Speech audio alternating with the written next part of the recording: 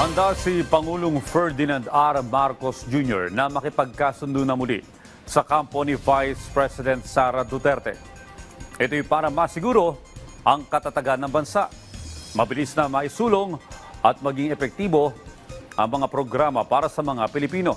Si Clazel Pardilla sa report. Oo. Ako, ayoko ng gulo. Gusto ko makasundo sa lahat ng tao. Mas maganda, marami na akong kaaway. Hindi ko kailangan ng kaaway. Kailangan ko kaibigan. Sagot yan ni Pangulong Ferdinand R. Marcos Jr. sa tanong kung handa ang presidente na makipagkasundo sa mga Duterte. Nitong mga nakarang buwan, naging mainit at maingay ang kampo ni Vice President Sara Duterte laban sa administrasyon. Hindi naman nagpatinag ang gobyerno at sinagot ang mga aligasyon na binabato ng pangalawang Pangulo.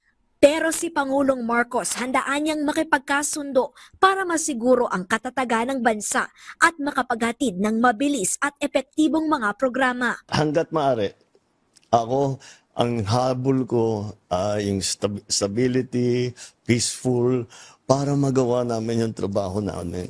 Kaya ako, laging akong bukas sa ganyan. I'm always open to any approach na, alika, magtulungan tayo. Si Pangulong Marcos at VP Sara tandem noon sa ilalim ng Uniteam Coalition. Kapwa landslide victory ang dalawa noong 2022 elections. Pero nag-iba ang ihip ng hangin kasunod ng mga alegasyon ng maling paggamit ni Duterte ng pondo ng gobyerno habang nakaupo bilang ikalawang pinakamataas opisyal ng bansa at kalihim ng Department of Education. Nahaharap ngayon si VP Sara sa impeachment trial. Yung impeachment, nasa Senado na yan. Pabayaan natin sila, may proseso yan. Pabayaan natin ang proseso. Ako, basta ang nasa isip ko, tapos ng eleksyon, balik sa trabaho. Ang administrasyon ni Pangulong Marcos ang sinisisi ni VP Sara sa pagkakakulong ng kanyang ama at dating Pangulong Rodrigo Duterte na naharap sa Crimes Against Humanity sa International Criminal Court dahil sa alegasyong extrajudicial killings noong siya pa ang presidente at nakaupo bilang alkalde ng Davao City. Pero ilang beses nang nilinaw ng Malacanang na walang kinalaman si Pangulong Marcos at sumunod lamang ang Pilipinas sa obligasyon nito sa Interpol.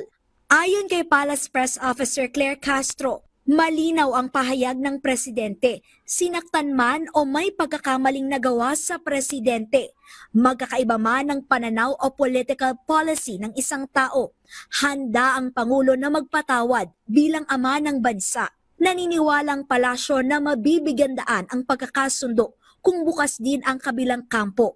Sa ngayon, ang tanging pananaw ni Pangulong Marcos, gagawin ang lahat para sa bayan at mga Pilipino.